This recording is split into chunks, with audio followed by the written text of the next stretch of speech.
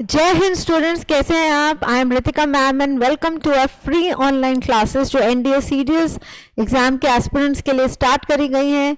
ये English class है। जैसे आपको पता है, इंग्लिश में हम वोकैबुलरी, इडियम्स, ग्रामर सब कुछ कवर अप कर रहे हैं। लास्ट हमने प्रेपोजिशंस पढ़े थे और अभी हम प्रेपोजिशंस के कुछ इंपॉर्टेंट क्वेश्चंस कर रहे हैं। तो जिन स्टूडेंट्स ने हमें लेट ज्वाइन करा है, please go through all our sessions because they will be really helpful for you. आपको एग्जाम में बहुत हेल्प मिलेगी। So let us start with today's class students. कोई भी डाउट है आप कमेंट सेक्शन में लिख सकते हैं, ठीक है। खुद ट्राई करिए, जो क्वेश्चंस मैं करा रही हूँ उनको रिवाइज करिए, तो आपके लिए बहुत हेल्पफुल होगा। Okay, so let us start with the class. Now see first question is my father lives dash Delhi. अब देखिए, lives in, lives at, lives inside, live on. Live in, as I taught you earlier, difference between in and at. At होता है for small locality और for an area, और in होता है for city, country, states. इनके लिए हम in use करते हैं। और अगर कहीं छोटी और बड़ी जगह है, लाइक बिल्डिंग है, अपार्टमेंट है, ऑफिस है, और आप कह सकते हो आपका छोटा सा वर्किंग सेक्शन है, तो ऐसे में जहाँ बड़ी और छोटी जगह की बात होती है वहां आप बड़ी जगह के लिए इन, छोटी जगह के लिए एट लगाते हो। बट जहाँ प्लेसेस की बात होती है तो स्मॉल एरिया, लोकेलिटी के लिए आप एट लगा सकते हो, और सिटी, कंट्री, स्टेट के लिए आप इन लगा सकते हो। सो न्यू दिल्ली से पहले हम इन लगाएंगे। The next is mother was good dash English. Now see a very important question. देखिए, spoken English में I've heard lot of people speak incorrect. वो कहते हैं good in, good in, bad in, but in गलत है, good at होना चाहिए। The correct answer is good at. It's always good at. अगर आप किसी चीज में अच्छे नहीं हैं, bad at. अगर आप किसी चीज में क्विक हैं तो क्विक एट, अगर आप स्लो हैं तो स्लो एट। तो बेसिकली एट प्रपोजिशन लगता है गुड, बैड, स्लो, क्विक के बाद इन नहीं लगता। Please learn it, it's a very important one. The next is Naina did not disclose the fact dash her husband. Now this is again a very important and a tricky question.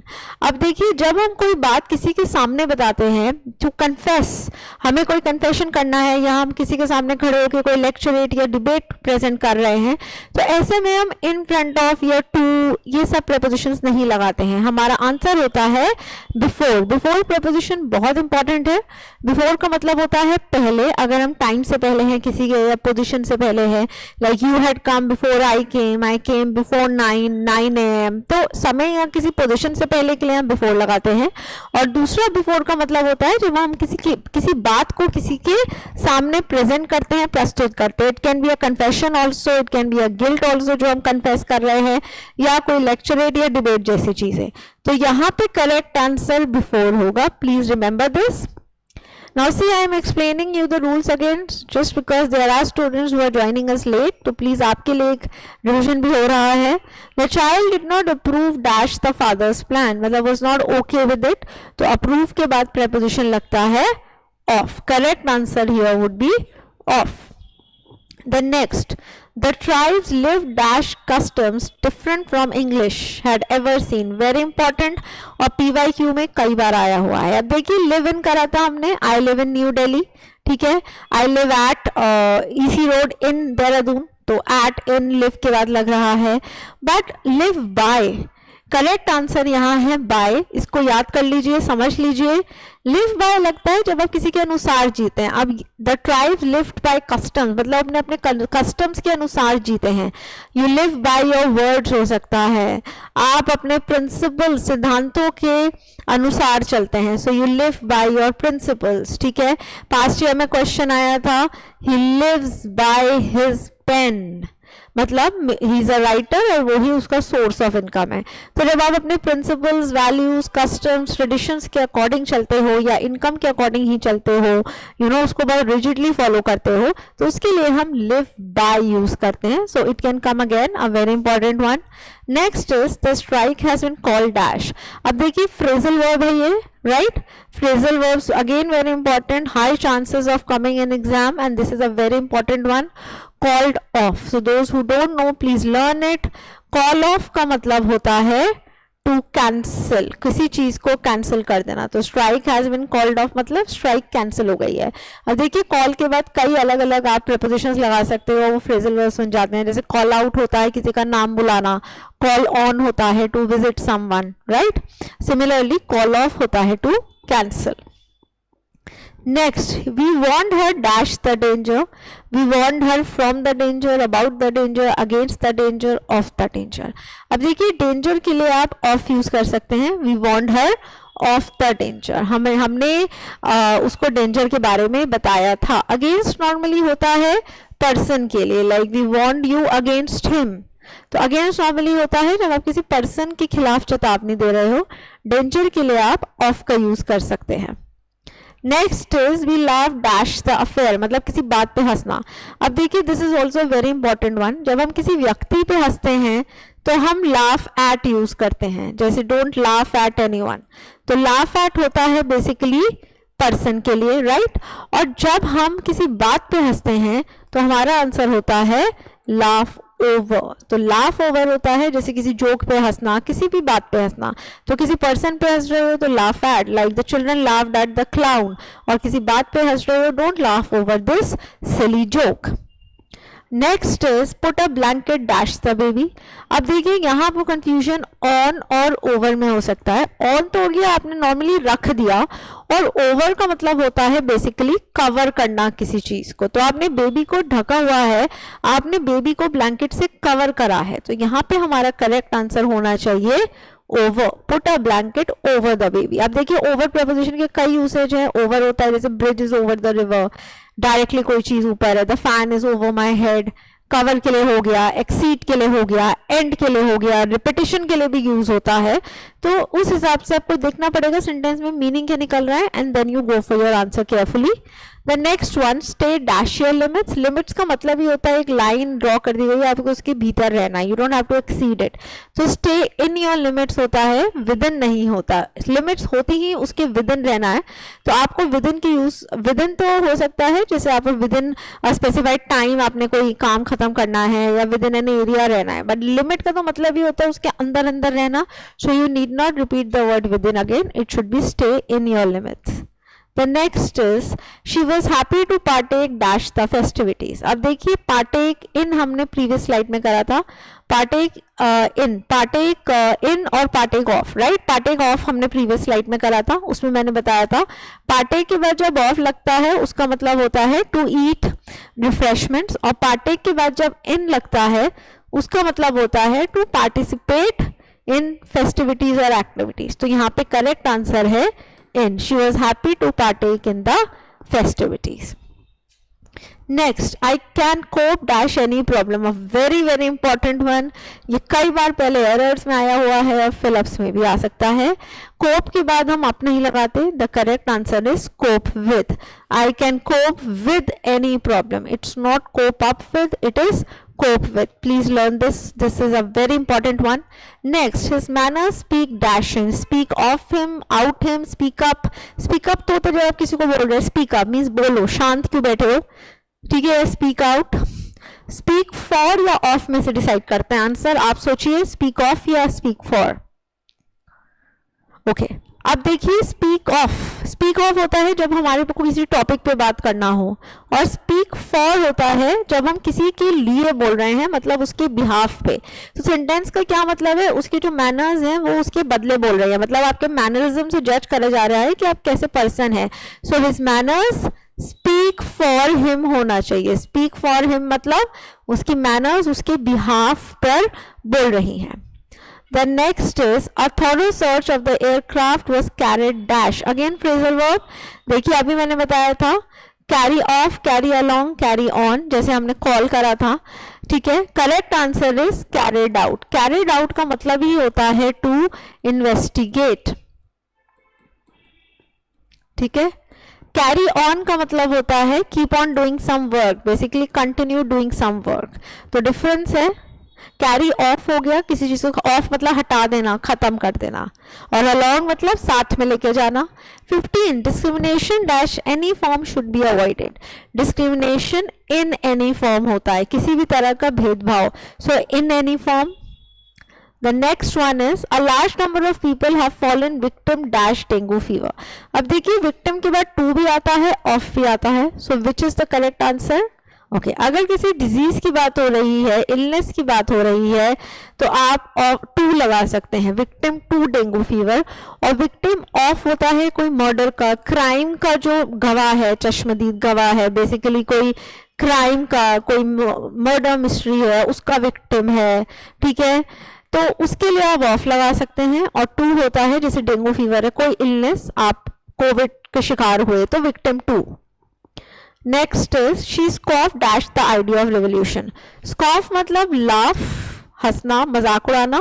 Correct answer is at. She laughed at the idea. So she mocked at the idea, laughed at the idea.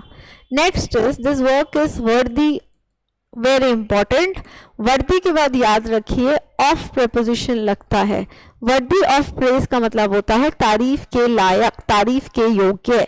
ये बहुत important है, please remember this one. The next is it is a duty to get dash the truth.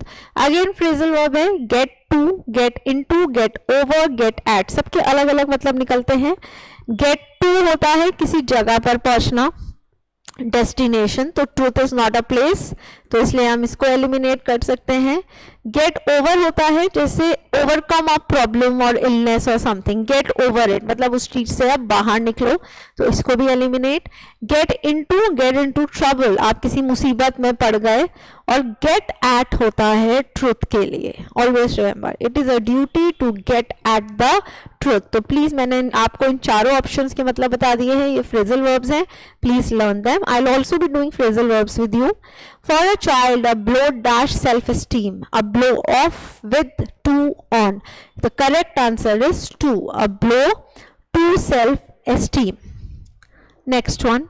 He is a descendant dash Mughal royalty. मैंने जब prepositions पढ़ाए थे, मैंने आपको come off, come from का difference बताया था. ये वही है. come off family के लिए लगता है. Similarly, descendant of होगा मतलब आप उस family का हिस्सा हैं. You are a part of that family. और part के लिए हम क्या लगाते हैं? Of. Next, fate smile dash him in all his ventures. अब देखिए स्माइल के बाद हम नॉर्मली एट लगाते हैं. अगर हम किसी पर्सन पे देख के अगर हंस रहे हैं, स्माइल कर रहे हैं, तो हम एट लगाते हैं. यहाँ पे करेक्ट आंसर होगा ऑन. ये यूज होगा basically like you are blessed. Fate smiled on him मतलब कि किस्मत उसके साथ है, उसका अच्छा टाइम चल रहा है, he is going through a good time. So smiled on him, fate is किस्मत. तो अगर ऐसा कोई सेंटेंस आता है God smiled on him, fate smiled on him, answer is on. It's not at because God and fate आपको directly person नहीं है जो देख के आपको स्माइल कर रहे हैं. तो अगर कोई पर्सन आपको देख के स्माइल कर रहा है तो स्माइल एट, जैसे लाफ एट होता है, स्टेयर एट होता है. बट अगर आप ब्लेस्ड हो, सेंटेंस का मतलब इस तरीके से निकल रहा है, then the answer is smile on. Next one, don't put dash tomorrow until what you can do today. Again phrasal verbs हैं, put up, put off, put on, put off. अब देखो put up होता है जैसे हम कहते हैं put up the good work, means अच्छा काम करिए. ठीक है, put off of. then next जैसे put off the lights. put on होता है जैसे to wear something, put on your jacket, it's cold. और put off होता है postpone. तो अब मैंने आपको मीनिंग्स बता दिए, आप सोचिए. don't put off, OFF मतलब कल के लिए मत टालो जो आप आज कर सकते हो. तो कॉल ऑफ होता है कैंसिल, पुट ऑफ होता है postpone. Next, the train is arriving dash platform number 7. Important, ऐसे क्वेश्चंस बहुत आते हैं आपको फिल इन द ब्लैंक्स के सेक्शन में, प्रीवियसली भी आए हुए हैं. प्लेटफॉर्म के लिए हम एट लगाएंगे. सो अराइव के बाद यहाँ एट आएगा, अराइविंग एट. ठीक है, याद रखिएगा रीच के बाद एट और इन नहीं लगता है. If you are using a place, arrive के बाद लगा सकते हैं if you are mentioning a place. The next one is the criminal was totally taken dash when the police recognised him. मतलब जो पुलिस ने उसे पहचाना वो एकदम शॉक हो गया. Correct answer I will tell you, taken aback होता है. The word is taken aback. Taken aback मतलब एकदम से शॉक, झटका लगना कि ये कैसे हो गया. The next one, the examination will begin dash Monday. अब जब भी मैं स्टूडेंट से क्वेश्चंस पूछती हूँ, I get couple of times I have got wrong answers. Basically students कहते हैं begin from. अब आप बताइए begin का मतलब होता है शुरू होना, start होना. कोई भी काम start तो एक ही टाइम या एक ही दिन पे होगा, आगे तो वो कंटिन्यू होता है. अब आपका एग्जाम है मंडे टू सैटरडे है, तो स्टार्ट तो मंडे हो रहा है ना, स्टार्ट ट्यूसडे वेंसडे नहीं हो रहा है, वो कंटिन्यूएशन है टिल सैटरडे. तो बिगिन या स्टार्ट के बाद हमारा आंसर फ्रॉम नहीं होता. The answer is on. The examination will begin on Monday या the examination will start commence on Monday. ठीक है, ये ध्यान रखना है. कंटिन्यूएशन के लिए लगेगा फ्रॉम, बट उसके साथ लगेगा टू. जैसे the examination will be from Monday to Saturday, but start या बिगिन के साथ हम ऑन लगाते हैं क्योंकि एक ही दिन पे होगा. It's not talking of continuation. Next, you must apologise dash. आपको किसी को अपोलोजाइज करना है. You must apologise to him. Next one, she seemed cursed dash bad luck. By bad luck, with bad luck, for या on. अब आप बताइए क्या होगा. फॉर बैड लक के लिए नहीं, ऑन बैड लक भी नहीं, doesn't make sense. So I think confusion A या बी में होगा. I am giving you time, tell me the correct answer. Okay, bad luck is not a person कि उसने आके कर्स कर दिया. अगर कोई व्यक्ति किसी को कर्स कर रहा है तो बाय लगा सकते हैं, बट आप बेसिकली घिर गए हो बैड लक से. So she seemed cursed with bad luck होगा. This is also an important one. By लगता है अगर किसी पर्सन ने, like she was cursed by him. By person के लिए पैसिव बन गया, द्वारा मतलब निकलता है हिंदी में, और विद हो गया कि वो बैड लक से घिरा हुआ है, तो cursed with. Next, he was brought dash by his aunt as his mother had died when he was just a lad. Again a very good one. bring up होता है. bring up का मतलब होता है किसी को पाल पोस के बड़ा करना. जब आप किसी का पालन पोषण करते हैं, उसको बड़ा करते हैं, that is bring up. And the last one for today will be, as she became tired, errors began to creep dash her work. creep with, into, off, up. देखिए ऑफिस बंद हो जाना, खत्म हो जाना, doesn't make sense. creep with work, creep up भी नहीं होगा.